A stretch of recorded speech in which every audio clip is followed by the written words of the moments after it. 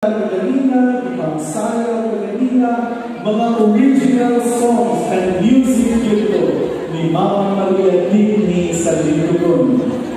Pwede na nga ninyong makuha, pwede na nga ninyong ma-avail. Drula lang ang atuwa mga kamadrihan, alang sa duga kasayunan. May punto karananan o may pagpanikot-ko. Sunod na yung exposition of the Blessed Sacrament. Everyone is encouraged to please observe silence when we will be having the exposition of the Blessed Sacrament.